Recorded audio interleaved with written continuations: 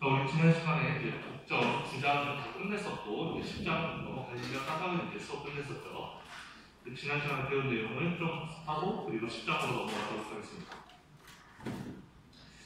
자, 우리가 이제 독점에서 가격 결정을 어떻게 하는지, 수량과 가격 결정을 어떻게 하는지에 대해서는 이제 저번 시간부터 배웠었고, 그 하는 방식은 여기 나와 있었죠. 처음에 우리 디맨드 커브를 이용해서 마지널 레비뉴를 그린다. 디맨드 커브가 있으면 이렇게 마지널 레비뉴를 그리고, 그 다음에 걔가 마지널 레비뉴가 마지널 코스가 만나는 지점에서 생산량을 결정한다.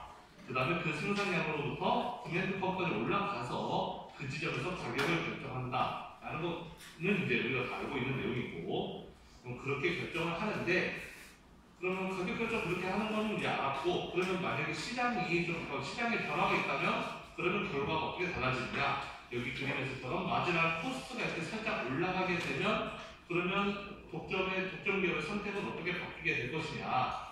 마지막 코스가 MC1일 때처럼 원래의 마지막 코스 낮았을 때는, 그러면은 이 디맨드 커브로부터 마지막 레비뉴를 그리고 마지막 레비뉴와 코스가 만나는 점 A에서 생산량을 결정한 다음에 그거 따라서 쭉 올라가서 디맨드 커브에서 점 B에서 가격을 결정한다 했었는데, 마지막 코스가 올라가게 되면 이제 A가 아니라 C에서 만나게 된다는 거죠. MR과 MC가. 그다음에 여기서 디맨드 커브 올라가면 D점에서 가격 결정이 된다.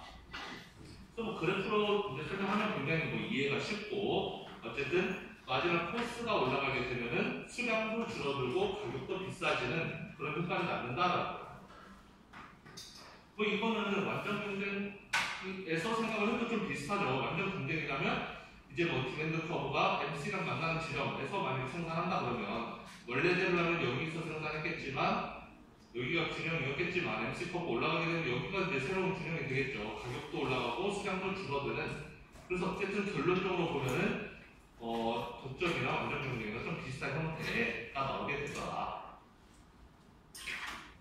그리고 이번에는 수요가 많아졌을 때는 어떻게 된다? 그래서 역시 그래프를 그려서 설명해 보면은 똑같은 결론이 나오게 되는데, 그래서 가격도 올라가게 되고 이제 그 생산량도 올라가게 되고 가격도 올라가게 되는 그런 일이 벌어진다라는 거였습니다. 완전 경쟁에서는 수요가 올라간다고 해서 가격이 딱 올라가는 건 아니죠. 일시적으로 가격이 올라가지만 장기적으로 가게 되면 결국 다시 공급이 늘어나서 가격이 원래대로 돌아가는, 그게 이제 완전 경쟁이었지만 독점에서는 어차피 기업이 하나이기 때문에 새로운 기업이 또 들어오는 것이 아니기 때문에 공급이라는 게 딱히 없었고 공급이 늘어나고 하는 게 없었기 때문에 일단 가격이 뭐 비싸지는 거는 이제 계속적으로 이제 가격이 비싸게 되는 거예요. 그리고 세 번째는 이제 완전 경쟁과 역시 또 이제 다른 점을 나타내는 부분이었는데, 수요 곡선의 기울기가 달라지는, 그러니까 수요 곡선과 공급 곡선이 만나는 점은 이제 동일하지만 대신에 수요 곡선의 기울기가 더 완만해지는. 다시 말하면 그 시장에서의 수요들이 가격 탄력성이 높아진다는 걸 의미하는 거죠. 가격에 더 예민해지는, 가격에 더 민감해지는 경우에 완전 경쟁에서는 어쨌든 균형점이 달라지는 건 아니었기 때문에 균형 가격과 균형 수량 그대로 유지가 되지만, 마켓 파워가 있는 독점 같은 시장에서는 이렇게 수요 기울기가 이렇게 작아지게 되면은 결국 MR이 달라진다는 거죠. MR과 MC가 만나는 지점이 수요가 이렇게 기울기가 컸을 때는 MR이 더 빠르게 내려가고 여기서 만나게 됐었는데, 수요가 이렇게 기울기가 완만해지면은 MR도 마찬가지로 기울기가 완만해지게 되는 것이고, 따라서 MR과 MC가 만나는 지점이 달라진다. 그에 따라서 그 생산량도 달라지고, 더 중요하게는 가격이 또 크게 달라지게 된다는 거죠. 그래서 가격은 더 저렴해지고 생산량은 더 늘어나게 되는, 어떻게 보면은 그 시장의 수요자들에게 좀 더 유리한 방향으로 그렇게 균형이 변하게 된다라는 거죠. 그러니까 수요자들이 가격에 대해서 비탄력적이면 독점은 얼마든지 좀 그 마켓 파워를 최대한 활용할 수 있다는 거죠. 어차피 비싸게 받아도 수요자들이 여전히 사준다? 그럼 비싼 가격을 제시할 수 있는 건데, 여기 D2처럼 이제 수요자들이 가격에 예민하게 민감하게 반응하기 시작하면 이제 비싼 가격을 받을 수가 없는 거예요. 독점 기업이 이윤 극대화를 하기 위해서는 비싸게 팔면 사람들이 안 사니까 어쩔 수 없이 박리담을 할 수밖에 없게 되는, 그래서 생산량 늘리고 가격을 더 낮추는 그런 전략으로 갈 수밖에 없게 된다. 그리고 위너와 루저가 누구냐? 마켓 파워가 있는 시장에서 즉 우리는 그걸 알아보기 위해서 프로듀서, 컨슈머, 서플러스가 어떻게 이제 그 분배가 되는지에 대해서 봤었는데 이제 이 그림 하나만 이해하면 되겠어요. 그래서 완전 경쟁 같으면은 결국 그 디맨드 커브와 서플라이 커브, 우리가 그냥 MC를 서플라이 커브라고 그냥 가정합시다. 그러면은 여기 C에서 균형이 이루어지게 되는 것이고, 그러면 그 프로듀서 서플러스는 없지만 컨슈머 서플러스가 이 위의 삼각형을 다 차지하게 되는, 즉 A, B, C 다 합친 게 컨슈머 서플러스가 되고 프로듀서 서플러스는 빵이 되는, 그게 막 그 퍼펙트 컴피티션에서의 배분이라고 했어요. 물론 대부분으로 치면은 공급자에게는 좀 가혹하고 수요자들한테 많이 이제 전가가 되는 그런 그림이지만, 우리는 여기서 누가 더 많이 차지하고 누가 더 덜 차지했나 이거를 보기보다는 좀 전체 그 둘 합쳐서 전체 잉여가 어떻게 이제 얼마나 크게 나왔는지 그거에 좀 더 초점을 맞추겠습니다. 자, 이번엔 마켓 파워로 넘어가게 되면은 디맨드 커브가 이렇게 있었으면은 마지막 레비뉴 커브는 이거보다 더 가파르게 이렇게 내려온다는 거죠. 그래서 MRMC가 만난 지점이 아마 이 지점이 될 것이고, 여기서 만나게 된다면 생산량은 그 아래 80에서 결정되고 가격은 이 위에 M 지점에서 즉 6대로 이렇게 결정이 된다. 가격이 이렇게 비싸지기 때문에 즉 이 가격보다 더 윌링니스 서피가 높았던 사람들, 이 위에 있는 삼각형 A에 있는 사람들이 이만큼의 잉여를 누리게 되는 것이고, 자, 생산자 한 명이지만 MC만 받아도 충분했는데 그보다 훨씬 비싼 가격을 받으니까 그 차이만큼, 즉 그 네모, 비네모만큼의 프로듀서 서플러스를 누리게 된다. 그래서 수요자, 컨슈머 서플러스는 A, 프로듀서 서플러스는 B 이렇게 되는데, 우리가 좀 더 포커스하고 있는 부분은 결국은 수요자, 생산자 둘 합쳐서 가져간 잉여가 얼마다? A 더하기 B다. 그렇게 되면은 완전 경쟁에서는 수요자가 다 가져가긴 하지만 어쨌든 A 더하기 B 더하기 C를 다 우리 사회 전체에서 누군가가, 사회 구성원 누군가가 가져가게 되는데, 마켓 파워가 있는 시장에서는 C는 버리고 A, B만 가져가게 되니까 결국엔 우리 사회 전체적으로 보면은 C라는 부분을 잃어버리게 된다. 그래서 걔를 데드웨이 로스라고 부른다 그랬습니다. 마켓 파워 때문에 발생하는 데드웨이 로스인 거죠. 결국 독점으로 가게 되면은 독점 기업은 생산량을 줄일 거란 말이에요. 완전 경쟁에서는 생산을 풀로 한다는 거죠. 160개까지 만들지만 독점으로 가게 되면 생산량을 줄인다. 80개까지만 만든다. 결국 생산량을 줄이기 때문에 그만큼 거래가 덜 발생하기 때문에 그만큼 데드웨이 로스가 발생한다는 거죠. 많이 만들면 전체 다 A, B, C만큼 잉여를 나눠가질 수 있지만 적게 만들면 결국 이 뒷부분, 80 오른쪽 부분은 결국 잉여를 생산해내지 못하는 거니까 데드웨이 로스, 사회적 손실이라는 게 발생한다는 거였습니다. 따라서 독점은 그만큼 안 좋다는 거죠. 이제 이것만 보자면 데드웨이 로스를 발생시킨다라는 거예요. 자, 그리고 데드웨이 로스가 이제 그 수요 곡선의 일레스티시티와 어떻게 관련이 있는지, 수요자들이 비탄력적인 경우에는 그 프로듀서 서플러스도 더 크게 가져갈 수 있고 데드웨이 로스도 그만큼 많이 발생하고, 수요자들이 매우 탄력적이다 이런 경우에는 프로듀서 서플러스도 작아지고 데드웨이 로스도 그만큼 작아진다라는 거였습니다. 그리고 제가 지난 시간에 이걸 안 하고 넘어가서 이거만 이거 했었구나. 자, 그래서 지난 시간에 한 얘기 중에 하나 뭐였냐면은 그렇다면은 그 데드웨이 로스를 이제 없애기 위해서 뭐 다른 생각할 수 있는 건 없느냐. 결국은 마켓 파워 때문에 데드웨이 로스라는 게 발생하는데, 그거는 정부의 인터벤션을 정당화 시켜준다는 거죠. 우리가 일반적으로는 많은 사람들이 정부가 시장에 개입해 막 그런 이야기를 하지만, 결국 독점, 시장이 자연적으로 독점이 되는 경우에는 독점 때문에 발생하는 데드웨이 로스를 없애기 위해서 정부가 시장에 좀 개입할 수도 있다는 거예요. 그래서 규제 같은 게 이제 규제 같은 게 정부가 시행할 수가 있는데, 규제 중에 대표적인 게 다이렉트 프라이스 레귤레이션이라는 게 있다. 그래서 가격을 아예 낮게 잡아버리는, 아까 여기서 이 그림에서 결국 독점이 문제가 되는 게 뭐였냐면은, 완전 경쟁에서는 그 가격이 이렇게 200으로 낮고 그 다음에 생산량을 160, 결국 160개를 풀로 생산하기 때문에 ABC가 다 사회적 잉여로 돌아가게 되는데, 독점의 문제는 생산량을 반으로 줄인다는 거였어요.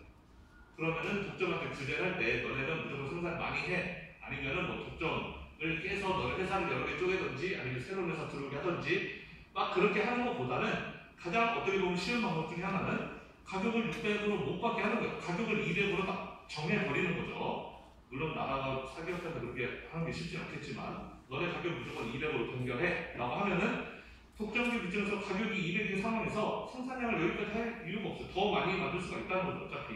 어차피 지금 이 경우에 가격이 200이라면은 프로듀서 서플러스는 여기서 생산하든 여기서 생산하든 어차피 빵이니까. 그래서 결국 완전 경쟁가 비슷한 형태를 만들 수도 있다. 가격을 아예 맞춰버리면 된다는 거고, 우리 실제 사회에서는 사기업한테 정부가 그런 식의 규제를 가하는 것은 굉장히 어렵겠지만 많은 경우에는 공기업에게 이제 그런 역할을 맡긴다는 거죠. 어차피 공기업은 주주가 정부이기 때문에 주주인 정부가, 즉 그 기업의 주인은 정부니까 정부가 시키는 대로 그 방향으로 경영할 수 있는 것이고, 따라서 정부가 공기업을 두는 이유 중에 하나는 정부는 이미 완전 경쟁이 형성된 시장에서 공기업을 만든다고, 그렇게 하는 경우는 거의 없단 말이에요. 정부가 공기업을 만드는 경우는 그러니까 자연 독점이 발생할 수밖에 없는 산업, 그런 산업에 공기업을 하나 둬서 만약에 그게 공기업이 아니라 사기업이었다면은 가격을 이렇게 비싸게 책정해서 그 대두의 로스를 발생시켰겠죠. 하지만 그 자연 독점의 기업이 공기업이었다면 가격을 이렇게 낮게 작게 해서 완전 경쟁과 퍼펙트 컴퍼티션과 비슷한 결과를 낼 수 있게끔 여기서 이 선택을 하게끔 수량은 이만큼 가격은 낮게 이렇게 잡게끔 공기업한테 그걸 강제할 수 있기 때문에 많은 나라에서 그런 국가의 인프라를 설치한 그런 산업이라든지 어쨌든 그런 픽스 코스가 많이 들어가는 자연 독점이 자연적으로 유도되는 그런 산업에서 공기업들이 독점을 유지하는 경우가 많이 있다라는 것.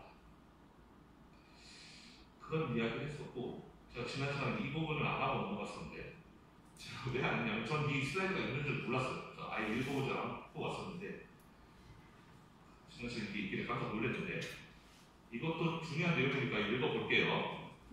자, 그 레귤레이션, 정부의 규제고, 엔타이트러스는 독점 방지, 독과점 규제, 독과점을 반대하는 그런 겁니다. 이노베이션은 혁신 그런 거죠. 그래서 엔타이트러스 로스라는 것은 이제 독점 규제법이에요. 아까 말했듯이 독점은 이제 대도의 로스를 발생시키기 때문에 되도록이면 산업이 독점보다는 완전 경쟁으로 가는 게 좋은 거죠. 그래서 엔타이트러스 로는 산업이 독점으로 되게 하는 것보다는 반독점으로, 즉 완전 경쟁으로 가게끔 유도하는 그걸 유도하는 그런 법이 이제 미국 같으면 엔타이트러스 로라고 부르고 우리나라 같으면 공정거래법 그런 식으로 부르겠죠. 그래서 컴피티션을 리미트하는, 컴피티션을 제한하는, 그 경쟁을 제한시키는 그런 행동을 못하게끔 하는 그런 법이 엔타이트러스 로라는 거고, 예를 들면 그러면 컴피티션을 방해하는 행동이 뭐가 있느냐? 밑에 있는 것들이 컴피티션을 방해하는 것들인데, 첫 번째는 Mergers and Acquisitions는 이제 줄여서 우리가 보통 M&A라고 부르죠. 인수 합병을 의미해요. 두 기업이 하나로 합치는 이런 것들. 시장 안에 여러 개의 기업이 있어야지 경쟁을 서로 하고 완전 경쟁을 하고 있을 텐데, 회사들이 하나둘씩 합쳐요. 얘네 둘이 술 먹고 얘네들이 하나로 먹고 하나로 먹고 이러다 보면 인수합병을 자꾸 하다 보면은 회사의 수가 줄어들겠죠. 그러다 보면은 이제 독과점의 형태로 가게 된단 말이에요. 우리나라에 대한항공, 아시아나 이렇게 따로따로 있을 때는 둘이 경쟁도 하고 했는데 두 회사가 만약에 하나로 합친다? 그러면 이제 완전 독점되는 거죠. 그래서 M&A 같은 것도 나라에서는 굉장히 규제를 많이 해요. 그러니까 두 회사가 우리 둘이 합치겠습니다 할 때 나라에서 그거를 안 돼, 너네 합치지 마 이렇게 하는 경우도 많이 있다는 거죠. 그게 만약에 시장의 경쟁을 해치게 되는 방식의 M&A라면 정부에서 충분히 규제할 수 있다는 거. 그런 경우가 실제로도 많이 있습니다. 자, 그 다음에 Price Fixing and Other Forms of Collusion. 그러니까 Price Fixing은 일종의 담합 같은 거죠. 그래서 몇몇 회사들끼리 우리 가격 이렇게 받읍시다 라고 담합하는 거예요. 원래대로라면 담합이 없다면 경쟁을 해야 되는데 서로 가격 경쟁을 해서 가격을 서로 낮추고 경쟁하는 구도로 가서 소비자들에게 더 많은 효용을 주게끔, 그리고 대도의 로스를 없애는 방향으로 생산을 더 많이 하고 이렇게 가야 되는데, 몇몇 회사들끼리 프라이스 픽싱, 가격을 딱 담합해버리는 거예요. 우리 생산량 줄이고 가격을 위로 세팅하자. 마치 우리가 한 회사인 것처럼 독점인 것처럼 행동을 하자라고 그렇게 짜는 거죠. 그런 것들이 바로 역시 경쟁을 해치는 행동이다. 그런 것들을 못하게 하는 이런 가격 담합이라든지 콜루전 이런 걸 못하게 하는 법이 엔타이트러스트를 원하는 거고, 마지막으로 프레데토리 프라이싱은 이거는 우리말로는 약탈적 가격 정책인가? 하여튼 프레데토리라고 쓰면 한국말로 번역할 때 보통 약탈적 거라고 하는데, 이건 뭐냐면 기업이 가격을 크게 낮춰버리는 거예요. 가격을 아주 많이 떨어뜨리는 거예요. 요즘 예로 치면은 그 강남치킨 그런 거, 약간 대기업이 가격을 엄청 낮춰버리는 거. 요즘은 강남치킨 미국 별로 안 먹죠. 왜냐면 다른 치킨이 워낙 비싸니까. 근데 여러분들 기억할지 모르겠지만 예전에 한 10년 전에 비슷한 그런 치킨이 있었어요. 혹시 알고 있나요? 이름은 까먹었는데, 그때 10년 전에도 그때 이명박 정부 때였던 것 같은데, 치킨값이 너무 비싸니까 그 홈플러스인가 롯데마트가 그런 데서 엄청 싼 치킨을 내놨던 거죠. 아주 싸게. 요즘 강남치킨이랑 비슷하게. 근데 그때는 걔가 프레데토리 프라이싱이라는 여론을 많이 받아서 사실 뭐 법적으로 가지는 않았던 걸로 기억이 나는데, 어쨌든 프레데토리 프라이싱이라는 것은 다른 경쟁 회사들을 내쫓기 위해서 가격을 뚝 떨어뜨리는 거예요. 가격을 떨어뜨리는 게 왜 나빠라고 할 수 있지만 가격을 일시적으로만 떨어뜨리는 거죠. 가격을 잠깐 싸게 받아서 다른 경쟁 업체들이 도저히 이 산업에 살아남을 수 없게끔, 시장에 살아남을 수 없게끔 가격을 완전 낮춰가지고 다른 경쟁력이 살짝 떨어진 애들 다 내쫓아버리고 그 다음에 가격을 다시 이제 회복시키는 그런 행동이 프레데토리 프라이싱인데, 따라서 이런 것도 법적으로 규제를 받습니다. 못하게 해요. 어떤 회사가 가격을 낮춘다. 우리가 손해 감수하고 나서 가격 낮추겠다는데 왜 정부가 규제해? 이렇게 생각할 수도 있지만 그게 좀 장기적으로 보자면은 결국은 독점으로 가는 빌드업이 될 수 있단 말이에요. 그래서 그런 걸 막는다는 거죠. 어떤 회사가 가격을 너무 낮추는 것도 너네 그런 보통은 그러니까 이익이 발생한 손익분기보다 더 가격을 낮추는 경우에 프레데토리 프라이싱으로 법정에서는 간주하는 경우가 많아요. 이제 가격을 낮추더라도 회사가 손익분기는 넘길 만큼 낮췄다면 그거는 뭐 봐줘. 근데 만약에 그보다 더 낮췄다, 회사가 손실 볼 거 알면서까지도 가격을 낮췄다? 그러면 보통 프레데토리 프라이싱으로 간주하는 경우가 많습니다. 자, 그러면 이렇게 경쟁은 좋고 독점은 나쁘고 그래서 독점을 막 규제하는데, 문제는 컨센트레이션이 이제 집중돼서 독점을 이야기하는 거죠. 이렇게 몇몇 기업들이 집중돼서 독점력을 행사하는 거. 컨센트레이션이 소비자들에게 과연 나쁜 것인가를 판단하는 게 쉽지 않다라는 거예요. 독점은 항상 나쁜 것인가라는 거예요. 우리가 지금까지 봤던 걸로 봐서는 독점은 항상 나쁜 것 같은데, 왜냐하면 대대의 로스를 발생시키니까 독점은 나쁜 것 같지만, 근데 독점이 항상 나쁜가? 우리 독점의 좋은 점에 대해서 얘기를 안 했잖아요. 독점의 좋은 점도 있을 수 있다. 뭐냐면은 바로 이노베이션을 유도할 수 있다라는 거예요. 여러분들이 만약에 굉장히 좋은 아이디어가 있어요. 이 사업하면 대박 날 것 같은데, 그래서 막 개발 열심히 해가지고 딱 사업을 런칭했는데 주변에 있는 애들이 내 거 다 베껴. 그래가지고 그냥 내가 돈을 많이 못 벌게 되는 그런 상태가 될 거라면은, 그러면 열심히 내가 그 아이디어 개발해서 뭐 할 필요가 없는 거잖아요. 어차피 나 혼자 열심히 일해봤자 남들이 내 거 다 베껴가지고 다 똑같이 그렇게 장사할 거라는 거예요. 그러니까 이노베이션이라는 것은 어느 정도의 독점을 할 수 있게 해줘야지 이노베이션을 할 거라는 거예요. 혁신이라는 것은 내가 혁신하자마자 남들이 다 모방해서 베껴서 똑같이 완전 경쟁으로 바로 간다? 그럴 것 같으면 뭐하러 혁신하겠어요? 뭐하러 연구개발하고 그런 거 하겠어요? 안 하겠죠?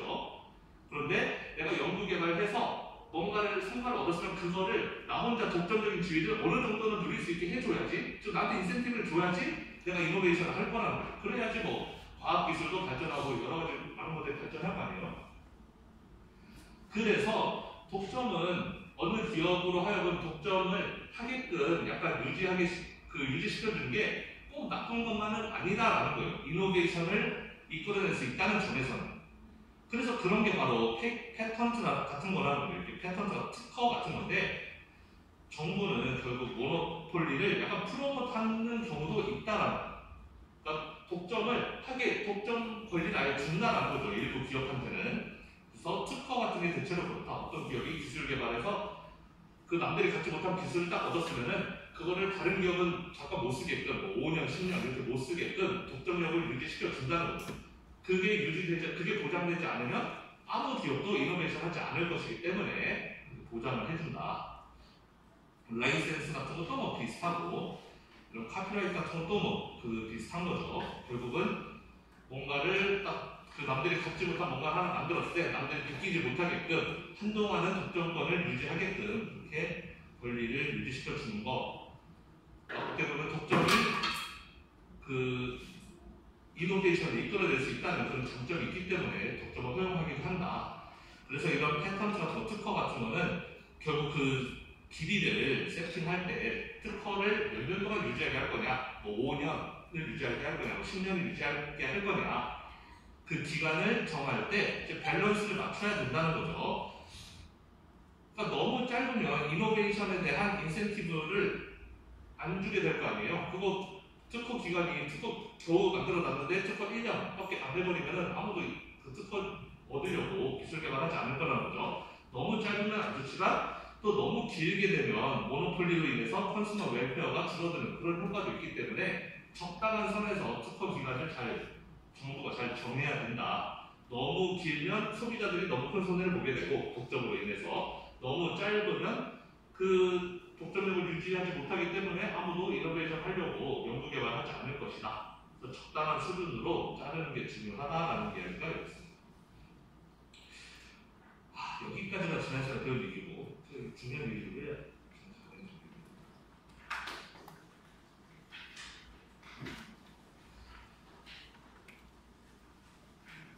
그래서 우리가 9장에서 많은 내용을 배웠지만 하여튼 여러분들이 꼭 절대로 까먹지 말아야 되는 내용은 크게 보면 두 가지. 일단 처음에 그 독점에서 MRMC 맞춰서 생산량 설정하고 가격 설정하는 거, 그거 반드시 알아야 되고, 두 번째 거는 독점과 완전 경쟁을 비교했을 때 독점에서는 데드웨이 로스가 발생한다. 그 두 개는 여러분들이 무조건 반드시 알고 있어야 됩니다. 그래야지 이 10장을 이해할 수가 있어요. 자, 10장은 Pricing Strategies for Firms with Market Power예요. 마켓 파워를 가진 회사들이 프라이싱 스트래티지를 할 수가 있다. 가격 정책을 이제 다양하게 할 수 있는 건데 그 여러 가지 가격 정책들을 배워보겠습니다. 그래서 프라이싱 스트래티지라는 거는 결국 기업이 이제 세팅도 프라이스 하는 거죠. 가격을 이제 설정하는 건데, 자, 마켓 컨디션에 따라서 이 회사가 지금 접하고 있는 시장 컨디션, 시장의 형태가 어떤 형태인가, 그리고 반드시 기업들은 이윤 극대화를 해야 되기 때문에 이윤 극대화를 하기 위해서 우리 기업은 가격을 어떻게 설정해야 되는가, 그게 바로 프라이싱 스트래티지라는 건데 가격 정책이라는 거죠. 자, 우리는 몇 가지 배웠었어요. 몇 가지 가격 정책에 대해서 이미 배웠습니다. For perfectly competitive firm에 대해서는 완전 경쟁 기업은 프라이싱 스트래티지가 어떻게 되냐, 아주 간단하다. 그냥 이퀄리브리엄 마켓 프라이스를 그냥 차지하고 결국 장기에서는 이코노믹 프로핏이 제로가 된다. 우리 이미 완전 경쟁에서 배웠습니다. 결국에는 가격이라는 걸 사실상 설정할 수가 없고, 개별 기업은 시장에서 온 가격을 그대로 받아들여야 되는데 단기에서는 이익도 볼 수 있고 손해도 볼 수 있지만 장기로 가게 되면 결국 그 지로 이코노믹 프로핏이 되는 그 지점에서 가격이 설정된다는 거였죠. 어떻게 보면 퍼펙트리 컴피티티브 펀드들은 프라이싱 스트래티지라는 게 딱히 없어요. 그냥 받아들일 뿐이에요. 가격이 그 시장에서 정해지면 그냥 받아들이는, 그게 전략인 거죠. 대단한 전략이라는 게 없고, 그 다음에 이제 firms with market power, 마켓 파워를 가진 회사들은 이제 약간 more complex합니다. 약간 복잡해지긴 하는데, 근데 우리는 한 가지는 일단 배웠어요. For single price producer, 그러니까 가격을 딱 하나로만 정할 수 있는 그런 프로듀서에 대해서는 옵티멀 스트래티지가 어떻게 되느냐, 결국 마지널 레비뉴랑 마지널 코스트가 같은 지점에서 생산하고 그렇게 되면은 프로핏이 맥시마이즈 된다라는 걸 우리 이미 배웠습니다. 그러니까 우리는 이미 독점에서 가격을 기업이 어떻게 설정하는지 이미 배웠잖아요. MRMC 만나는 지점에서 생산량 찍고 위로 디맨드 컵 가서 가격 한다, 이거 이미 배웠잖아요. 그거는 뭐냐면 싱글 프라이스 프로듀서라는 거예요. 가격을 딱 하나로만 설정할 수 있을 때는 그렇게 하면 된다라는 거예요. 그럼 거기까지 이미 배운 내용이고, 우리는 여기까지는, 여기 맥시멈 프로핏 여기까지는 이미 배운 내용이에요. 여기까지는 우리가 이미 배웠고, 그 밑에 내용부터가 이제 앞으로 10장에서 할 얘기라는 거예요.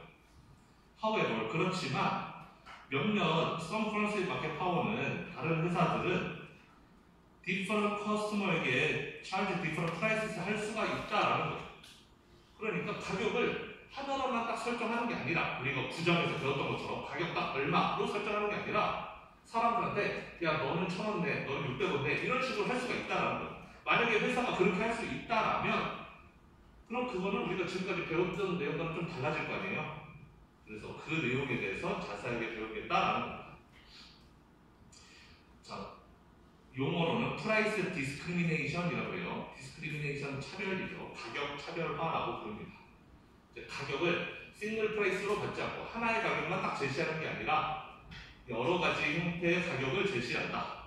한 개 사면 1,000원, 세 개 사면 2,000원 이런 식으로 딱 개당 가격도 다르게 이렇게 제시할 수가 있고 사람에 따라서 뭐 어른은 버스비가 1,500원, 뭐 초딩은 버스비가 뭐 1,000원 뭐 이런 식으로 다 다르게 할 수 있죠. 그렇게 여러 가지로 가격을 사람에 따라서 대상자에 따라서 이렇게 다르게 설정하는 것들을 우리는 프라이스 디스크리미네이션이라고 불러요.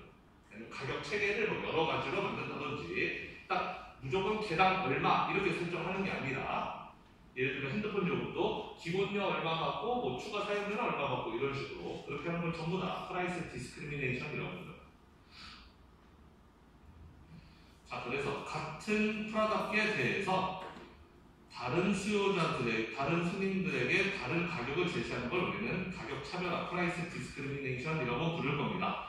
종류가 굉장히 많은데 하나하나 배워볼 거예요. 저는 미시 배울 때 이 부분이 좀 제일 재밌었던 것 같아요. 어렸을 때 저도 여러 번 많은데 수업 들었을 거 아니에요. 저는 미시 경제 배울 때 여기 배울 때 재밌었던 것 같은데 자, 그럼 첫 번째 일단 들어가기 앞서서 When can a firm price discriminate? 기업은 언제 가격 차별화를 할 수 있느냐? 일단 첫 번째 조건, 당연한 거지만 마켓 파워가 있어야 된다. 마켓 파워가 없으면 그냥 그거는 완전 경쟁이죠. 그래서 마켓 파워가 없으면 아예 가격 자체를 설정할 수 없기 때문에 뭐 차별하고 보시고 아예 가격 설정 자체가 안 돼요. 당연히 마켓 파워는 있어야 되고 독점력이 있어야 되고 그 다음에 두 번째가 중요한데 두 번째 조건 리세일과 아르비트라지를 프리벤트 막을 수가 있어요. 리세일이라는 건 뭐냐면 내가 샀다가 내가 손님 입장에서 내가 샀다가 다시 다른 손님한테 파는 거 그거를 리세일이라고 불러요. 요즘 뭐 많이들 하죠. 나이키 저는 뭐 운동화 이런 거 별로 관심 없지만 나이키에서 막 갑자기 막 무슨 운동화 막 한정 막 그런 거 있죠. 뭐라고 하냐 한정 상품이라고 하나 딱 뭐 100개밖에 없는 거 이거 딱 풀면 막 백화점 앞에서 줄 서 있죠. 사람들 막 뛰어가서 막 그거 사가지고 보통 자기가 갖지 않죠. 그거를 또 당근마켓에 그 매장에서는 10만 원을 샀는데 당근에다가 50만 원을 올리고 막 그렇게 하는 거 있잖아요. 그런 걸 리세일이라고 부르는 거예요. 아르비트라지는 그렇게 해서 얻는 이득을 아르비트라지라고 하는 거고 매장에서 내가 밤새 줄 서서 매장에서 15만 원을 사온 다음에 당근에서 막 6, 7만 원 팔고 이러면 그 차익 얻게 되는 게 아르비트라지다. 그래서 오리지널 셀링 프라이스보다 더 비싼 가격에 리셀 하게 되면 프로덕트를 리셀 다시 팔게 될 때 그렇게 얻어지는 이득을 아르비트라지라고 하는 것이고 그게 있으면 그러니까 리세일이 가능해 버리면 프라이스 디스크리미네이션을 할 수 없다라는 거예요. 가격 차별화를 할 수 없다라는 거예요. 만약에 이 조건이 맞지 않으면 즉 리세일이 가능하게 그렇게 돼버리면 그런 사람들은 낮은 가격으로 살 수 있는 사람들은 그거 산 다음에 더 많이 사는 거죠. 자기가 필요한 거다. 엑스 프로덕트를 산 다음에 더 비싼 가격에 살 수 없는 사람들한테 팔 것이다 라는 거예요. 예를 들면 지하철역에 갔는데 지하철역에 가면 어른 1,500원, 초딩 1,000원 이라고 써있다 칩시다. 그럼 나는 이제 어른이니까 1,500원 사려고 하는데 거기 초딩 하나가 앉아있어. 얘가 앉아있어. 그리고 걔는 1,000원에 표를 막 이만큼 사갖고 가지고 있어요. 걔가 계속 나한테 1,000원에 파는 거죠. 자기는 1,000원에 샀으니까. 그럼 나는 당연히 1,500원에 사야 이제 도덕적인 사람이지만 만약에 지하철 역무원이 저를 이제 헷갈려서 저를 초딩으로 착각한다고 하면은 그냥 1,000원 내고 그렇게 들을 수도 있는 거잖아요. 그러니까 그런 게 리세일이 가능한 저는 비현실적인 예를 들어 좀 그렇긴 한데 만약에 이제 그런 게 가능하다면 우리가 그러니까 연구원들이 한번 검사를 안 하기 때문에 그냥 초딩표 써 들어가도 되는 그런 시스템이라면 그러면 리세일이 가능하기 때문에 가격 차별화가 의미가 없다라는 거죠. 아무 어른표를 안 살 거라는 거예요. 결국 초딩들이 초딩표를 잔뜩 산 다음에 어른들한테 그거 다시 되팔 거라는 거죠. 그러면 지하철 공사 입장에서는 어른표를 한 장도 못 팔고 초딩한테만 표 다 팔게 되는 그런 셈이 되는 거니까 가격 차별화가 해봤자 의미가 없게 된다. 결국 리세일을 못하게 하는 게 이거의 관건이 가장 기본적인 조건이다라는 거예요. 결국 어른들은 애들 표를 사서 들어가지 못하게끔 철저하게 막는 게 중요하다는 거죠.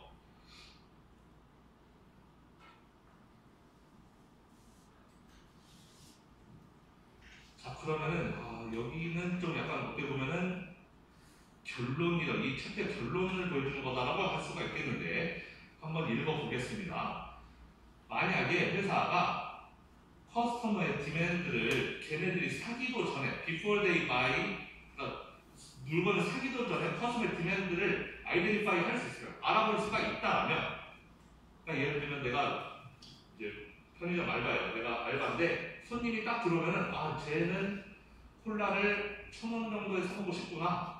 그 다음 손님 딱 들어왔는데 쟤는 한 500원 정도에 사먹고 싶구나. 이렇게 손님들의 디맨드를 내가 다 알 수 있다라면 미리 사기도 전에 다 알 수 있다라면 그러면 다이렉트 프라이스 디스크리미네이션이라는 걸 할 수 있게 돼요. 그래서 아마도 우리말로는 뭐 직접 가격 차별하겠죠. 저도 보진 않아서 잘 모르겠는데 아마도. 그래서 다이렉트 프라이스 디스크리미네이션이라는 걸 할 수가 있게 된다. 이건 뭐냐? 디퍼런트 커스터머에게 디퍼런트 프라이스를 차지한다라는 거죠. 그럼 손님마다 가격을 다르게 제시한다라는 거죠. 그래서 뭐에 따라서 그 손님의 성향, 옵서버블 한 캐릭터스틱에 따라서 딱 손님을 딱 보면은 쟤는 돈 많이 내고 쟤는 돈 많이 내고 들어오고 비싼 돈을 내도 되는 애구나. 쟤는 좀 가난하게 생겼네. 뭐 이런 거를 딱 보고 알 수 있다라면은 손님에 따라서 가격을 다르게 제시할 수 있고 그게 바로 다이렉트 프라이스 디스크리미네이션이라는 것이고 근데 다이렉트 프라이스 디스크리미네이션을 이 책에서는 이제 2가지 정도로 나눴어요. 첫 번째 건 뭐냐면 만약에 회사가 디테일하고 컴플리트한 인포메이션을 가지고 있다면 컨슈머의 디맨드 커브에 대해서 그러니까 딱 손님을 보면은 얘가 정확하게 얼마 내고 싶은지를 모든 손님에 대해서 다 알 수 있다. 나 완전 전지전능한 신이어가지고 내가 마음을 읽는 사람이라서 여러분들이 등록금 얼마까지 낼 건지를 내가 다 알고 있다. 그럼 이 사람들이 각각 내고 싶어하는 등록금 그걸 다 내가 챙길 수 있다는 거죠. 그렇게 하는 거를 perfect 또는 first degree price discrimination이라고 부른다는 거예요. 그러니까 프라이스 디스크리미네이션 중에서 가격 차별화 중에서 1등급이라는 거죠. 걔가 제일 가장 빡센 프라이스 가격 차별화 정책이다. 모든 사람들의 윌링리스 페이를 다 알고 있어가지고 각각 너는 뭐 1,000원 낼 거지? 딱 너 1,000원 그러면 너는 700원 낼 거지? 그럼 너는 700원 이렇게 모든 사람들에게 다 각각 그 사람들이 낼 수 있는 최대 금액만큼의 가격을 딱 하는 거 그거를 Perfect Price Discrimination 또는 First Degree Price Discrimination이라고 부를 거예요. 우리는 이거에 대해서 제일 먼저 배울 거예요. 그 다음에 두 번째 거 회사가 인포메이션을 가지고 있긴 한데 less detailed information 그래서 아까처럼 완벽하게 모든 손님들에 대해서 너는 얼마까지 이렇게 낼 거지 라고 다 아는 게 아니라 정확하게 몰라 딱 봐서는 제가 얼마 정도 내고 싶은지 내가 알 수는 없는데 하지만 커스터머 그룹에 대해서 차별화를 시킬 수가 있다는 겁니다. 그래서 커스터머 그룹이라고 해서 예를 들면 남자한테는 얼마 받고 여자한테는 가격 얼마 받고 이렇게 그룹을 나눌 수가 있다. 예를 들면 초딩한테는 얼마 받고 어른한테는 얼마 받고 이런 식으로 한 명 한 명의 수요에 대해서는 정확하게 알지 못하지만 우리 사회 통념적으로 봤을 때 두 개의 그룹이 서로 수용성이 다르다라는 걸 우리가 일반적으로 통념적으로 알 수 있다라면은 그럼 기업이 그 그룹별로 가격을 다르게 부과할 수 있다라는 거죠. 그래서 모든 손님에 대한 디테일한 그런 정보를 알 수 없지만 우리가 대충 딱 봐도 사회 그룹에 따라서 뭐 외국인은 얼마까지 낼 수 있을 것이고 내국인은 얼마까지 낼 수 있을 것이고 이런 거가 외국인, 내국인에 따라서 만약에 디맨드 커브가 다르다는 걸 회사들이 알고 있다라면은 그럼 외국인은 얼마네, 내국인은 얼마네 이렇게 가격 다 다르게 할 수 있을 거라는 거죠. 여러분들 제주도 같은 데 가보시면 여행지 어디 가면은 제주 도민은 막 1,000원인데 제주 도민 아닌 사람은 막 10,000원이에요. 예를 들면은. 근데 그런 게 그럼 제주 도민이니까 뭐 할인 혜택을 주는 거 이렇게 생각할 수도 있겠지만 사실 제주도에 사는 사람들은 별로 관심이 없어요. 거기 있는 그 많은 문화재들에 대해서. 그러니까 비싸요. 걔네한테 10,000원 내라 그러면 아무도 안 오는 거예요. 그러니까 가격을 낮춰서 잡는 그런 이유도 있다는 거죠.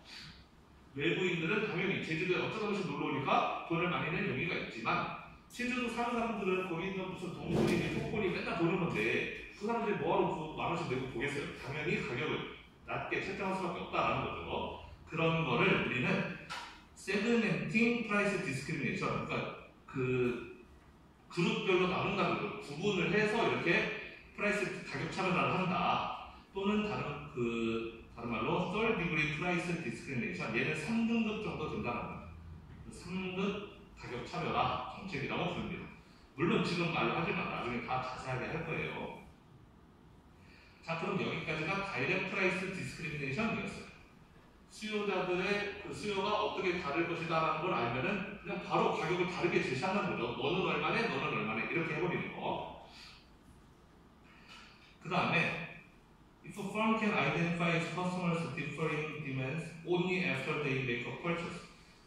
아까는 물건 사기 전에 손님이 딱 보면 너는 뭐 얼마에 사고 싶지 이거를 알았던 경우인데 이번에는 손님이 사고 나서야 알 수 있는 경우에 그런 경우에는 어떻게 해야 되는지 사기 전에는 알 수가 없는데 사고 나면 이 사람이 몇 개까지 얼마에 살 수 있는지를 이제 사고 난 뒤에 알 수 있는 경우에 그런 경우에 회사가 쓰는 가격 차별화 정책은 indirect price discrimination이라고 부릅니다. 그래서 간접 가격 차별화 그리고 또는 얘는 2등급이에요. second degree price discrimination이라고 부릅니다. 그게 뭔지에 대해서는 나중에 좀 자세하게 하기로 하고 그리고 만약에 조건이 잘 맞는다면 기업들은 뭐 패키지를 만들어서 번들링을 해서 여러 상품을 묶어서 파는 번들링 프라이스 패키지 그런 정책을 할 수도 있고 또 나중에 배우겠지만 블락 프라이싱이라든지 투팔 테리프 같은 것도 할 수가 있습니다. 이게 뭔지는 나중에 설명할 테니까 일단 그냥 넘어갑시다. 나중에 챕터 다 끝나면 다시 여기로 돌아올 거예요. 그리고 만약에 모든 커스터머들이 다 똑같은 디맨드 커브를 갖고 있다면 그렇다면 그런 경우에도 가격 차별화를 할 수가 있느냐? 지금까지 우리가 봤던 거는 사람들이 디맨드 커브가 다 다르기 때문에 너는 얼마까지 낼 수 있어? 너는 얼마까지 낼 수 있어? 이걸 아니까 이렇게 했다는 건데 가격 차별화 손님들에게 다른 가격을 받아왔다는 건데 모든 사람들이 다 동일한 디맨드 커브를 갖고 있는 경우에도 가격 차별화가 가능하냐?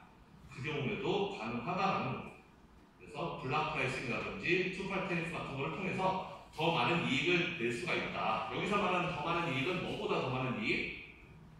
싱글 프라이스를 하는 것보다 더 많은 이익. 우리는 지금 여기서 하는 모든 가격 차별화들은 가격을 딱 하나로만 결정했던 우리 9장에서 배웠던 내용. 독점 기업은 가격 딱 하나로만 결정하잖아요. 그때에 비해서 이익을 얼마나 더 많이 낼 수 있나? 그게 지금 초점이 되는 게 바로 이 10장에서 배우는 내용이에요. 싱글 프라이스보다 이익을 더 낼 수 없다면 그걸 할 이유가 없는 거죠. 당연히 가격 차별을 해서 더 많은 이익을 기업에 올릴 수 있기 때문에 기업들은 그런 거를 하는 것이고 그 종류에 대해서 하나하나씩 배워보는 겁니다. 자, 이 표는 방금 전에 했던 얘기들을 표로 나타낸 건데 그림으로 이것도 역시 이번 챕터가 끝나면 다시 앞으로 돌아서 설명하도록 하겠습니다. 자, 그럼 첫 번째 배울 거는 Perfect Price Discrimination이에요.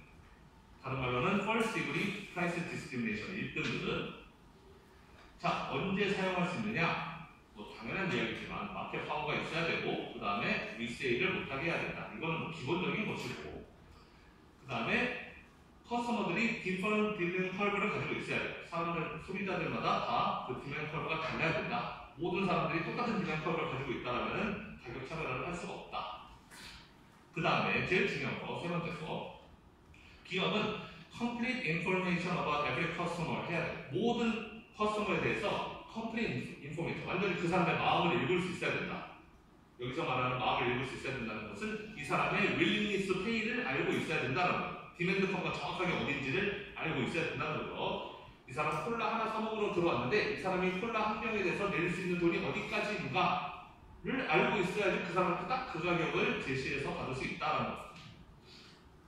그래서 소비자가 before purchase, 물건을 사기 전에 그 사람의 레벨 디맨드를 아이덴티파이 할 수 있어야 돼. 딱 사람 보자마자 그 사람의 마음을 읽어낼 수 있어야지 이 perfect price discrimination이 가능하다.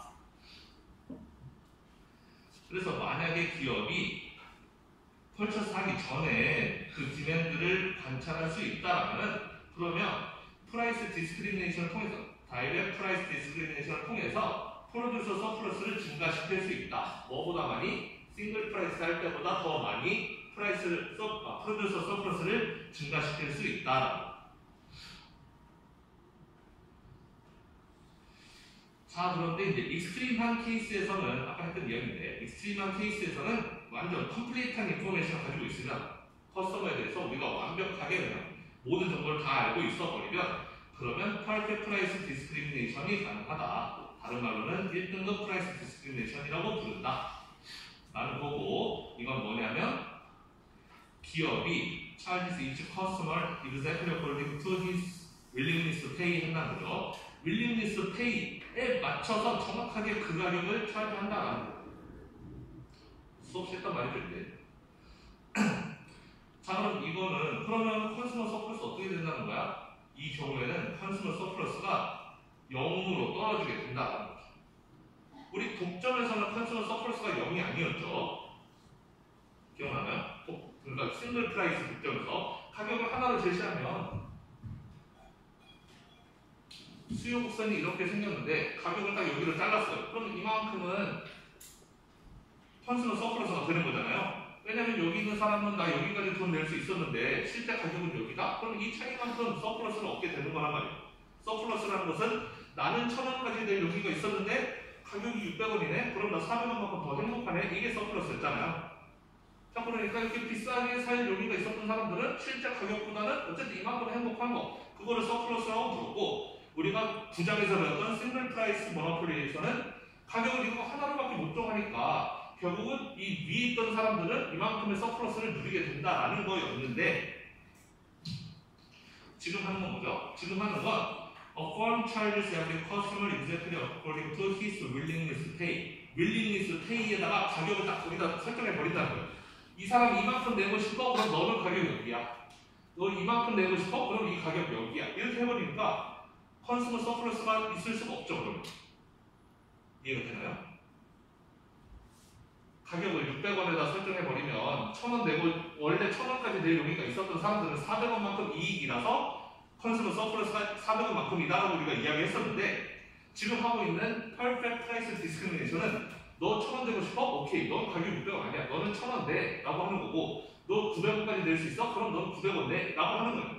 1,000원 내고 싶은 사람한테 1,000원 내게 하고 900원 내고 싶은 사람한테 900원 내게 하고 이렇게 하면은 윌링 그 컨슈머 서플러스라는 게 없는 거잖아요.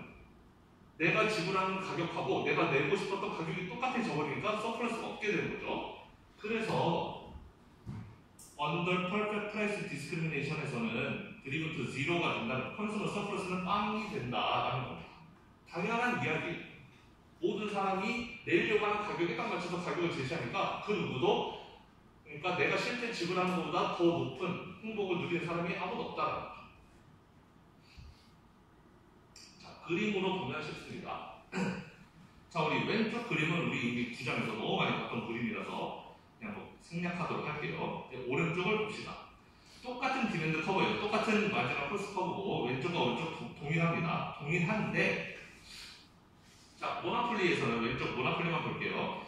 MRMC 만나는 지점에서 생산량 QM 결정하고 그 다음에 가격은 디맨드 커브로 올라가서 PM으로 설정했어요. 이게 싱글 프라이스 모노폴리였어요. 만약에 회사가 가격을 딱 하나로만 설정할 수 있다면 PM으로 가격을 설정하는 게 베스트였다는 거죠. 그게 최선이었다는 것이고 그때 컨슈머 서플러스는 A, 프로듀서 서플러스는 B가 됐었던 겁니다. C는 이제 그대로 쓰였고 완전 명대가 비교했을 때 잃어버리는 부분. 자, 그러면 퍼펙트 프라이스 디스크리미네이션일 때는 어떻게 가격 설정하면 되느냐? 이만큼 돈 내고 싶은 사람, 수요가 여기 꼭대기에 있는 사람, 그러면 그 사람은 이만큼 가격 제시하고 이 밑에 있는 여기 수요가 있는 사람, 그럼 이만큼 가격 제시하고 여기 있는 사람 이만큼 가격 제시하고 모든 사람들에게 그 사람이 내려고 하는 가격만큼을 다 가격을 제시하는 거예요. 그러면 MC보다 비싸기만, MC보다 높기만 하면 그 사람들한테 다 파는 게 이득이라는 거죠. 하나라도 더 파는 게 이득이에요. 무슨 말인지 이해가 안 될 수 있는데, 우리가 독점에서는 디맨드 커브가 있고 MC가 있을 때 이 짓을 했단 말이에요. MR은 이렇게 되고, 그래서 여기서 만나니까 생산량력이 가격력이, 이 짓을 우리가 왜 했죠? 이렇게 싱글 프라이스일 때는 이렇게 해야지 기업이 이윤을 극대화할 수 있으니까 이렇게 한 거예요. 이 짓을 했는데, 만약에 디맨드 커브, 똑같이 디맨드 커브가 있고 MC 커브가 있는데 모든 사람들에게 다 그 사람이 내려고 하는 윌링니스 페이를 다 제시할 수가 있다 라고 한다면 이런 사람들한테 굳이 안 팔 이유가 없는 거예요. 물건을 어쨌든 팔면 이만큼 프로듀서 서플러스가 생기잖아요. 여기에서는 이런 사람한테 물건 안 팔았죠. 이만큼 프로듀서 서플러스 생기는데 왜 안 팔았어요? 팔면 이윤 극대화가 안 되니까. 이 가격에 팔아버리면 프로듀서 서플러스가 이렇게 돼버리니까. 그럼 우리는 이거 원하는 게 아니잖아요. 우리가 원하는 건 프로듀서 서플러스 이렇게 큰 걸 원하는 거였죠. 그래서 얘네한테 안 팔아요. 얘네한테 안 팔았지만 여기서는 도움이 된다면 다 팔아요. 여기 있는 사람한테 파는 거 이만큼 돈 남으니까. 여기 있는 사람한테 팔면 이만큼 남으니까. 따라서 여기 수요가, 그러니까 윌링니스 페이가 마지막 코스보다 위에 있기만 하면 무조건 거래하는 거죠. 다 파는 거죠. 따라서 여기 있는 모든 수요자들은 다 물건을 사게 된다는 거죠. 그리고 여기 있는 모든 수요자들에게 회사는 다 너가 원래 내려고 했던 가격을 다 부과시키는 것이고, 그러면 이 모든 값들, 이 MC 커브, 기업은 여기 이 정도만 받아도 행복했는데 실제 얘한테 이만큼 가격을 지급을 받았으니까 이만큼이 프로듀서 서플러스 되는 거고, 따라서 이 전체 삼각형이 다 프로듀서 서플러스가 되게 되는 겁니다. 여기 삼각형 2에 해당하는 이 전체 부분이 전부 다 프로듀서 서플러스가 된다는 거죠. 컨슈머 서플러스는 당연히 빵이 되고 자기 디맨드 컵에 맞춰서 가격을 다 돈을 내고 있기 때문에 참 이렇게 되면 좋은 점은 딱 하나 있어요. 퍼펙트 프라이스 디스크리미네이션 했을 때 좋은 점.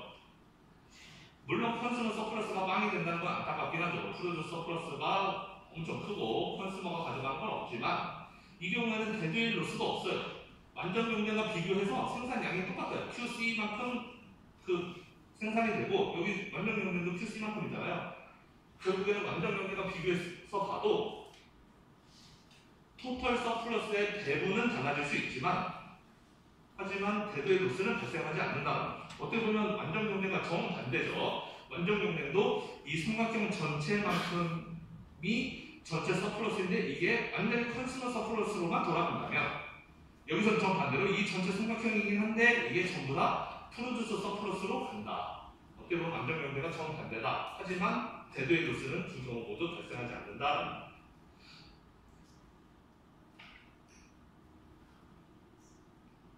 자, 그럼 이거는 실제로 이게 가능할까요, 이게? 실제로는 좀 하기가, 적용시키기가 어렵겠죠. 어떻게 사람을 딱 보고 저 사람이 얼마나 될지 이런 걸 다 알 수가 있겠어요. 굉장히 어렵겠죠. 그래서 이거는 이론상으로는 가능한 얘기지만 현실에서는 사실 적용하기가 그렇게 쉬운 거는 아니에요. 현실에서는 별로 없어요. 이렇게 퍼펙트한 거는 존재하지 않는다는 거죠. 이 1등급짜리는 현실에서는 우리가 찾아보기 힘들다. 회사가 모든 사람들의 마음을 읽기가 어렵기 때문에 그것도 한 명 한 명 개별 소비자들의 마음에 있는 거는 사실상 불가능하기 때문에 현실에서는 있기 힘든 일이다.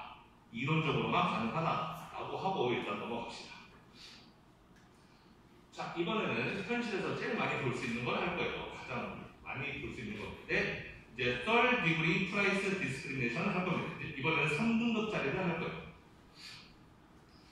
그래서 3등급짜리, 1등급짜리 둘 다 비슷한 점은 어쨌든 서로 다른 가격을 제시한다. 사람 보고 너는 얼마네, 너는 얼마네 이렇게 하는 건데 1등급과 3등급의 차이는 1등급은 한 명 한 명마다 다 마음을 읽을 수 있어서 그 사람한테 가격을 제시했다면 3등급은 사람 한 명 한 명은 읽을 수가 없다. 하지만 스페시픽 그룹에 대해서는 우리가 아이덴티파이 할 수도 있고 그리고 두 그룹이 그 가지고 있는 디맨드 커브가 대체적으로 다르다면 그러면 가격을 서로 다른 가격을 부과시킬 수 있다라는 게 3등급 가격 차별화가 되겠습니다.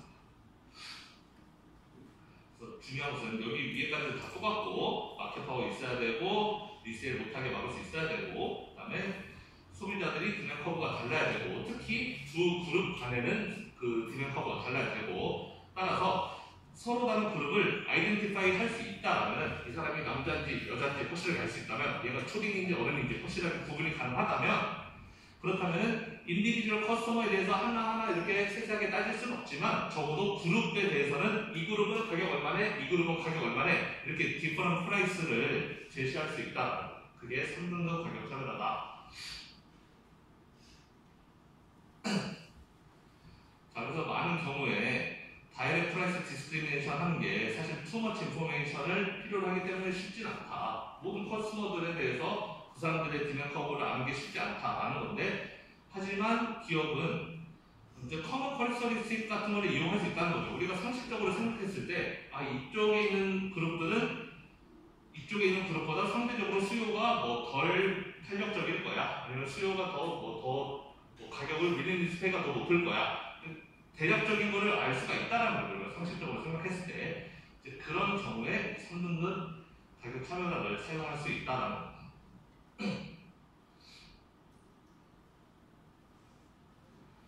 그래서 3등급이라는 것은 결국 중요한 것은 이 디퍼런 그룹이라는 거예요. 디퍼런 그룹에게 디퍼런 프라이스를 차지하는 경우에 그때 우리는 3등급 가격 차별화라고 부를 것이고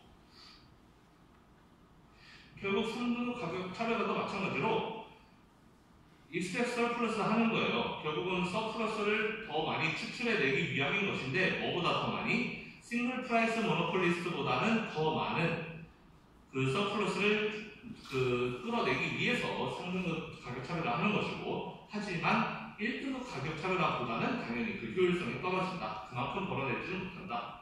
1등급은 완전히 소비자를 쪽쪽 빨아먹는 거라면 3등급은 어쨌든 우리가 구장에서 배웠던 싱글 프라이스 모노폴리스트보다는 더 많이 소비자들을 쪽쪽 빨아먹을 수 있는 그런 거다라는 거죠. 여기서도 예를 들었네요. 이제 그 장년층 시민하고 혹은 또 학생 디스카운트 같은 거 노년층들한테 뭐 가격을 싸게 해준다든지 그리고 학생들한테 가격을 싸게 해준다든지 우리가 뭐 노인들이 막 그 사회적 약자니까 학생들이 사회적 약자니까 무슨 할인해주고 뭐 이렇게도 생각할 수 있겠지만 사실은 디맨드 자체가 다르다는 거예요. 그래서 이런 사람들에게 가격을 더 낮은 가격을 제시하는 그런 게 경제적인 이유도 있다라는 거죠.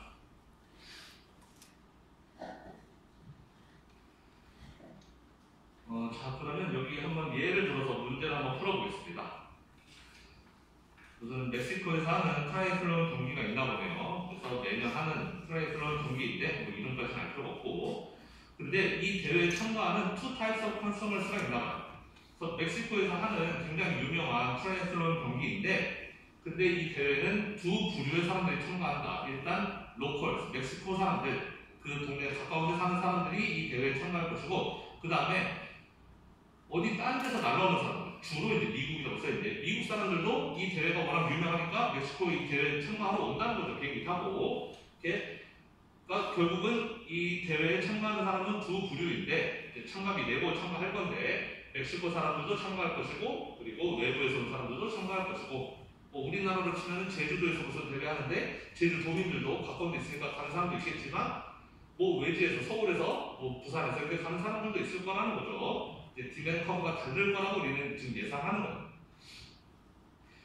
그래서 지금 이 시츄에이션이 3등급 가격 차별을 적용하기에 좋냐, 옳은 적절하냐. 그래서 마켓 파워도 가지고 있고, 그 다음에 우리는 두 그룹이 디퍼런트 디맨드 커브를 가지고 있다고 지금 믿는 거죠. 그래서 아마도 이거는 뭐 이렇게 생각하는 게 리즈너블 하다는 건데, 인터내셔널 커스터머가 아마도 로컬과는 다른 디맨드 캐릭터리스틱을 가지고 있을 것이다 라고 생각하는 게 상식적이다 라는 것이고 그 다음에 아이덴티파이 그룹을 할 수가 있느냐 프리미엄 리세일을 할 수가 있느냐 결국은 멕시코 사람이 자기 표 사가지고 미국 사람들한테 팔거나 혹은 미국 사람이 와가지고 저 멕시코인인데요 하면서 이렇게 표 살 수 있느냐 이제 그게 사실은 다 아이덴티피케이션 할 수 있다는 거죠. 그 패스포트만 보면 되니까 국적을 보면 이 사람 국적이 멕시코인지 뭐 미국인지 알 수가 있으니까 자기 국적 제시하고 이제 표를 사게끔 하면은 충분히 아이덴티파이 할 수 있다는 것이고, 자 그러면 디맨드가 어떻게 다르냐, 로컬 멕시코 사람들과 이제 인터내셔널 커스머가 어떻게 디맨드가 다르냐. 일단 당연하게도 인컴이 다를 것이다. 미국 사람들, 멕시코 사람들은 버는 수익이 평균적인 수익이 다르니까 당연히 미국 사람들이 좀 더 수익이 높을 것이고 아마도 참가비에 대해서 덜 예민할 것이다 라는 거죠. 돈을 더 많이 버니까. 그리고 뭐 이 트라이슬론 입장료를 생각해 보면은 그 인터내셔널 애슬리트한테는 이 엔트런스 피가 결국 굉장히 작은 쉐어라는 거죠. 다른 우리는 비싼 비행기 타고 막 비싼 호텔까지 예약해서 왔는데 그거에 비하면 입장료는 작은 돈이라는 거예요. 그러니까 돈을 더 레스 센서티브하게 쓸 수 있다는 거죠. 참가비 빨리 뭐 2만 원, 3만 원 우리 신경 안 쓴다는 거예요. 내가 여기 올 때 비행기가 벌써 수십만 원이었고 호텔이 얼마였는데 참가비가 뭐 2만 원인지 3만 원인지 신경 안 쓴다. 레스 센서티브하다는 거죠. 로컬들에 비해서는. 말이 길었는데 이제 그래프로 한번 풀어봅시다. 그러면 트래블링 파티스펀트는 이제 미국에서 온 사람들, 이제 로컬은 멕시코 사람들이라고 쳤을 때 이제 미국에서 온 사람들은 수요가 아무래도 비탄력적일 거라는 거예요. 가격에 대해서 덜 민감하다는 거죠. 좀 비싸도 우리는 돈 내고 하겠다라는 거예요. 내가 여기까지 비행기 값이 얼마였는데 이거 뭐 입장료 5,000원 올랐다고 내가 이거 안 하고 이러지 않을 거라는 거죠. 그래서 수요가 비탄력적이기 때문에 굉장히 이렇게 가파른 수요를 가지고 있고 그 다음에 멕시코인들은 이제 좀 더 탄력적인 수요를 가지고 있는 거죠. 가까운 데 사니까 입장료가 좀 비싸면 가지 말지 뭐 이럴 수도 있는 거죠. 그래서 탄력적인 이렇게 좀 이렇게 만만한 수요 곡선을 가지고 있습니다. 마지막 코스는 당연히 동일하겠죠. 양쪽에 대해서 미국 사람이 달리기 하는 거랑 멕시코 사람 달리기 하는 거랑 비용이 뭐 다르게 들지는 않을 거 아니에요. 비용 자체는 동일하겠죠. 그래서 MC는 똑같은데 디맨드 커브가 이렇게 다르다. 그 경우에 만약에 두 그룹에게 서로 다른 가격을 제시할 수 있다라면은 그러면은 따로따로 우리가 독점을 쌓은 것처럼 따로따로 가격을 부과시키면 된다라는 거예요. 여기서도 디맨드 커브가 이렇게 있으면은 마지널 레비뉴 그려서 MRMC 만나는 지점, 생산량, 그 다음에 가격은 여기 이렇게 220 가격을 갖고 그 다음에 멕시코에 대해서 똑같이 마지널 레비뉴 그래서 MR과 MC 만나는 지점, 생산량 찍고 그 다음에 올라가서 수요 곡선 그래서 가격 이렇게 책정하면 된다라는 거예요. 그래서 뭐 어렵지 않죠. 그냥 독점 문제를 두 번 풀면 돼요. 두 개의 다른 그룹에 대해서 독점 문제는 얘네한테 독점 따로 독점 가격 제시하고 얘네한테 따로 독점 가격 부과하고 이런 식으로 따로따로 이제 이렇게 하면은 기업 입장에서 돈을 가장 많이 벌게 되는 셈이다. 그래서 여기 미국 출전자들로부터는 이만큼의 프로듀서 서플러스를 얻게 되는 것이고 멕시코 사람들한테는 이만큼의 프로듀서 서플러스를 얻게 된다라는 거고 이제 우리가 원하는 거는 이 크기를 지금 프로듀서 서플러스를 양쪽에서 이렇게 얻게 되는데 그럼 두 군데서 얻었으니까 그 합계가 이제 총 합이겠죠. 이 회사 입장에서는 그 서플러스가 과연 그냥 가격을 하나만 제시했을 때 우리가 부장에서 배웠던 싱글 프라이스를 했을 때보다 서플러스가 더 많은지 아니면 더 적은지 그걸 비교해 봐야 되겠죠. 서플러스가 더 적다 이렇게 하는 게 기업 입장에서 더 큰 이익이 아니라면 이렇게 할 이유가 전혀 없는 거예요. 이렇게 했을 때 더 많은 이익이 발생하니까 이렇게 하는 걸 텐데 실제 그거를 계산해 보자라는 겁니다. 자 그럼 왼쪽은 수요 곡선이 1700-5P였고 오른쪽은 2400-10P로 이렇게 되었나 봐요. 그래서 이 식대로 그대로 풀어보면 자 왼쪽 먼저 미국 출전자들 Q는 1700-5P니까 여러분 한번 따라서 해보세요. 그러면 이거 이제 우리는 P는 Q에 대해서 이렇게 만들어야 이제 문제 풀기가 편하죠. P에 대해서 풀어요. 이거 넘기고 이거 넘기고 해가지고 하면은 340-0.2Q가 되고 마지막 레비뉴는 우리 지금 1차 함수니까 Y 절편은 그대로 340, 기울기는 2배, 0.4 이렇게 되고 다음에 그러면은 MR, MC 같아야 되니까 얘가 MR이고 MC는 100이라고 앞에서 지금 해놨죠. MC는 지금 100이라고 문제에서 줬어요. MC는 100이니까 MR은 위에서 구해놨고 MR과 MC가 만나는 지점에서 Q를 결정해야 된다. 이 방정식을 풀면 Q는 600이 된다. Q를 구했으면 우리는 얘를 어디다 대입한다? 디맨드 컵에 대입한다. 이 Q600을 여기 디맨드 컵에 대입하는 거죠. 여기에 340-0.2 곱하기 여기 600 집어넣는다. 여기 600 집어넣으면은 이렇게 계산해 봤더니 340 빼기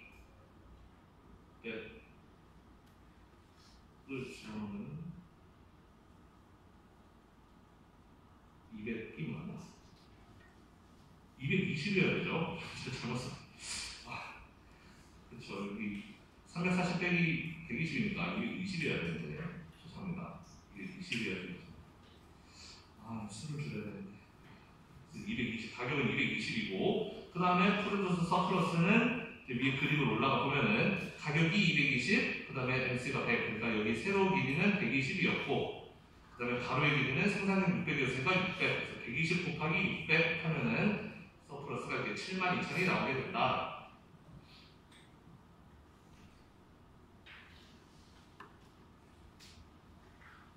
그 다음에 오른쪽에 대해서도 똑같이 계산하는 거죠. 여기서는 2400 마이너스 10p였는데 역시 똑같은 계산을 똑같이 이렇게 해봅니다. 왼쪽에서 했던 것처럼 똑같이 이렇게 쭉 해보면은 Q와 P를 구할 수 있게 되고 그래서 프로듀스 서플러스는 49,000이 됐다. 그러면 지금 기업은 미국 출전자들한테도 돈 뽑았고 멕시코 출전자들한테도 돈 뽑았어요. 미국 애들한테는 72,000 벌었고 멕시코 애들한테 49,000 벌었어요. 합치면 121,000을 벌었다라는 거예요. 이 회사가 벌어들인 프로듀서 서플러스 컴바인드 한 거는 121,000이다. 과연 이게 미국, 멕시코 차별 안 하고 그냥 가격 하나로 동일하게 이렇게 붙는 것보다 더 많은 서플러스냐라는 게 지금 우리의 관심사라는 거예요. 그러면은 차별 안 하고 하나의 가격만 받을지 한번 해보자. 이거를 compare to the single price monopolist랑 비교해보자. 그렇다라면은 마켓 디맨드를 이제 합쳐서 보는 거죠. 멕시코 사람들의 수요는 2,400 마이너스 10p였고 미국 사람들의 수요는 1,700 마이너스 5p였으니까 그렇다면 전체 수요는 QT 곱하기 QT 더하기 QL이라는 거죠. 우리가 전체 수요는 전체의 마켓 수요는 결국 미국 사람들의 수요 더하기 멕시코 사람들의 수요일 거 아니에요? 그래야지 전체 수요가 되겠죠. 단순히 둘을 더하자라는 거예요. 그래서 더해보면 1,700 마이너스 5p 얘는 미국이었고 2,400 마이너스 10p는 얘는 멕시코였고 합치면은 4,100 마이너스 15p가 된다. 그럼 이거 가지고 똑같이 문제 푸는 거죠. 일단 Q와 P에 대한 식이 있으니까 우리는 불편하다. P를 Q에 대한 식으로 바꿔야 된다. 그래서 P 넘겨줘서 계산해보면은 P는 이렇게 표현할 수가 있고 그러면 얘 1차함수니까 마지막 레비를 구해보면은 역시 동일한 Y절편과 기울기만 2배 그 다음에 얘가 MC랑 같아야 되는 거죠. 그래서 MC는 원래 100이라고 했으니까 MC랑 같게끔 이렇게 그래서 풀어보면은 결국 Q는 1300이 나오게 되고 이 1300을 여기 디맨드 커브 여기 Q에다가 1300 집어넣어 보면은 그러면 15분의 4100 빼기 1300 이렇게 되겠죠. 계산해보면은 186.67이 된다. 약간 소점이 나오네요. 15로 나온다 보니까. 그래서 186.67 가격을 하나로만 제시한다면 186.67로 제시하는 게 맞다. 이 가격은 아마도 우리가 아까 전에 두 개의 다른 가격을 제시했을 때 미국 사람들한테 좀 더 비싸게 받고 멕시코 애들한테 좀 싸게 받았잖아요. 그 중간쯤 어딘가에 가격이 되겠죠. 당연히 아까 미국 애들한테는 220 받았고 멕시코한테 170을 받았어요. 220, 170이었는데 싱글 프라이스라는 그 중간 어디쯤, 즉 186.67, 그 가운데 어디쯤 가격을 이렇게 받는 게 최선이다. 뭐 당연하겠죠, 이것도. 자, 어쨌든 가격 알았으니까 그럼 가격에서 MC 뺀 것만큼에서 곱하기 결국 수량을 하게 되면 프로듀스 서플러스 나오게 되고 계산해보면 약 11만 2천 정도가 된다. 아까는 얼마였더라? 아까는 12만 천이었죠. 얘는 12만 천, 121이었고 얘는 숫자가 112니까 확실히 가격을 따로따로 받는 게 기업 입장에서는 더 이득이다라는 걸 우리가 확인할 수가 있었습니다.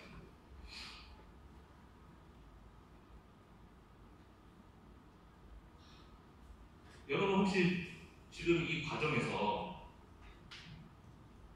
별 불만 없었어요?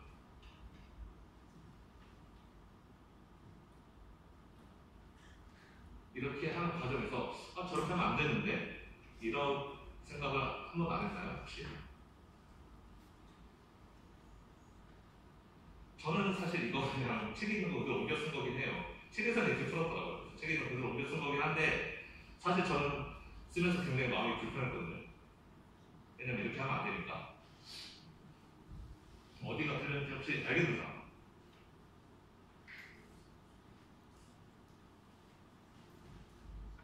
힌트는 이미 배웠습니다. 우리가 4장인가 5장인가 그때쯤에서 배웠던 내용이 그 부분을 우리가 좀 약간 간과하고 그냥 대충 넘어간 부분이 하나 있습니다.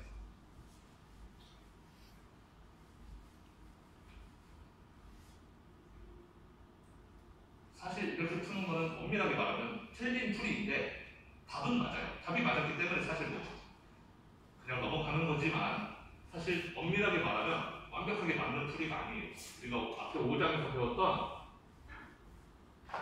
수요를 이렇게 두 개의 다른 그룹의 수요를 이렇게 합치는 거, 우리 5장까지 배웠죠. 인디비주얼 디맨드를 마켓 디맨드로 만드는 거, 여러 개의 디맨드를 합쳐서 마켓 디맨드로 만드는 거 했었죠. 그때 저렇게 단순하게 했었나요, 제가? 시험 문제도 냈던 것 같아요, 제 기억에는. 시험 문제도 저런 문제가 있었던 것 같은데. 무슨 얘기하는지 감이 옵니까, 혹시? 뭐냐면, 지금 디맨드가 하나는 디맨드가 이렇게 생겼고, 하나는 디맨드가 이렇게 생겼어요. 그럼 우리 디맨드 커브를 합칠 때는 당연히 여기가 Q니까, 가로축이 Q니까 이 Q를 합치면은 옆으로 합쳐야 되는 거예요. 디맨드 커브라는 건 결국 가격이 얼마면 몇 개를 사겠다. 가격이 얼마면 몇 개를 사겠다. 이 개념인 거죠. 지금 똑같은 가격에서 가격이 얼마면 몇 개를 사겠다라고 할 때 이 가격, 동일한 가격일 때 이 시장에서는 이만큼을 살 거고 이 시장에서는 이만큼을 살 거기 때문에 합치면 그럼 같은 가격에서 이거 더하기 이거 이만큼을 살 거다라고 해서 디맨드 커브를 이제 그려야 되는 거잖아요. 이제 좀 어떻게 할지 감이 오나요? 자, 단순하게 식을 저렇게 써서는 안 된다. 왜냐면 이 가격을 넘어간 부분에서는 이 위의 디맨드에 대해서는 여기는 디맨드가 0이에요. 그렇기 때문에 단순히 주식을 더하면 안 된다는 거예요. 뭔 소리냐? 지금 이 가격, 즉 여기 꼭지점이 있는 이 가격보다 위에서는 여기 수요는 0이기 때문에 얘만 더해야 돼. 얘만 이렇게 수요가 이렇게 따라 나와야 되는 것이고, 그 다음에 그 아래 가격에 대해서는 얘도 이렇게 내려오고 얘도 이렇게 같이 커지니까 여기서부터는 이렇게 꺾인 선으로 이렇게 되어야 된다는 거죠.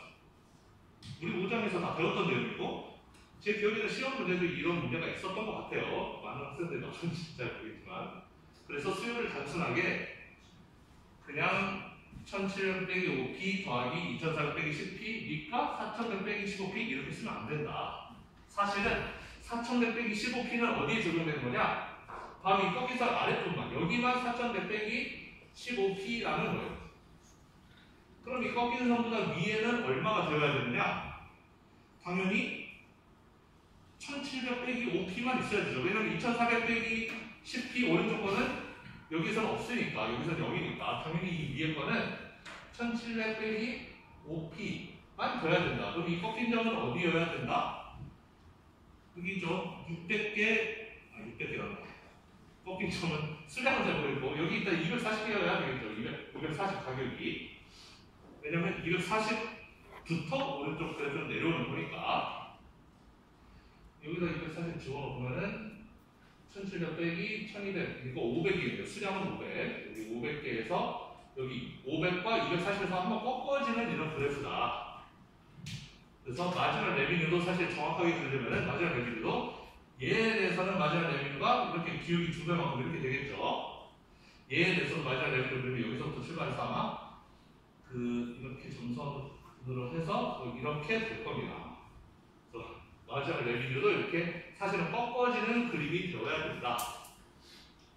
근데 여기서는 그림을 왜 안 그렸는지 모르겠지만 어쨌든 꺾어지는 거에 대해서는 생각을 하지 않았죠. 어쨌든 이 문제는 푸는데 지장이 있어요. 왜냐면은 어차피 MR의 MC 만나는 점은 이 꺾인 다음에서 이렇게 나오기 때문에 문제 푸는 데는 아무 지장이 없다.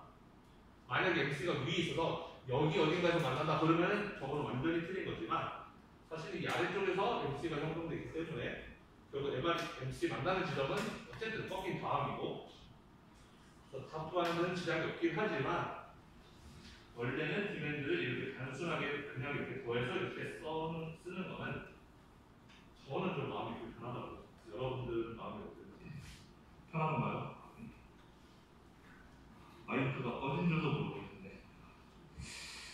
그러면 오늘 수업은 여기까지 하고 다음 시간에 또 이어서 다른 가격 차별화 정책을 배워보겠습니다.